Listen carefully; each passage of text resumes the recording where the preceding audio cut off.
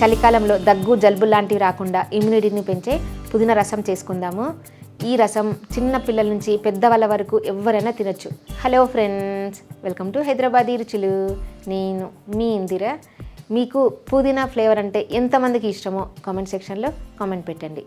ఇప్పుడు పుదీనా రసం టేస్టీగా, హెల్తీగా, ఈజీగా ఎలా చేయాలో చూద్దాం. నేను ఇక్కడ ఒక కట్ట పుదీనా తీసుకున్నాను. ఇవన్నీ ఆకులు తెంపి పెట్టుకోవాలి. వీటిని నీట్గా కడిగి ఒక బౌల్లో వేసుకోవాలి. ఒక కట్ట పుదీనాకి 1 టీ స్పూన్ మిరియాలు వేసుకోవాలి.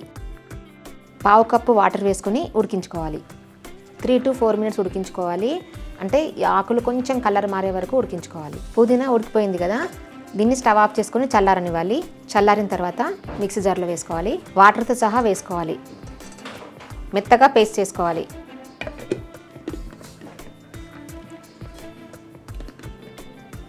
ఇలా పేస్ట్ చేసుకొని పక్కన పెట్టుకోవాలి. నేను ఇక్కడ wholesome wood press groundnut oil వేసుకుంటున్నాను.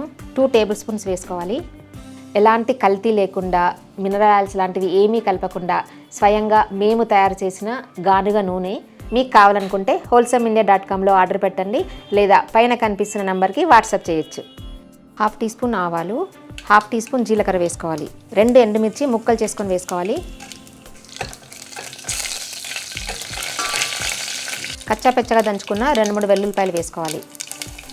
2 రెమ్మలు కరివేపాకు వేసుకోవాలి.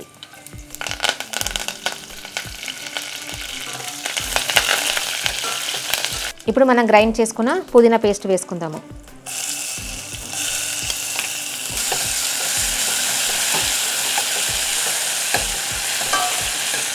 హాఫ్ టీ స్పూన్ పసుపు వేసుకోవాలి.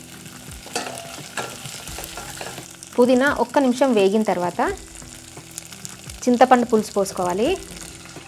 నేను ఇక్కడ 20 గ్రామ్ చింతపండు తీసుకుని గుజ్జు తీసి పెట్టుకున్నాను. రసంకి కావాల్సినన్ని వాటర్ పోసుకోవాలి. టేస్ట్ తగినంత సాల్ట్ వేసుకోవాలి. పొంగు వచ్చే వరకు మరిగించుకోవాలి. ఈలోపు మనం రసం పౌడర్ ప్రిపేర్ చేసుకుందాము. ప్యాన్ వేడి చేసుకుని 2 టేబుల్ స్పూన్స్ శనగపప్పు వేసుకోవాలి. శనగపప్పు కొంచెం కలర్ మారే వరకు వేయించుకోవాలి. కలర్ మారిన తర్వాత 1 టేబుల్ స్పూన్ ధనియాలు వేసుకోవాలి.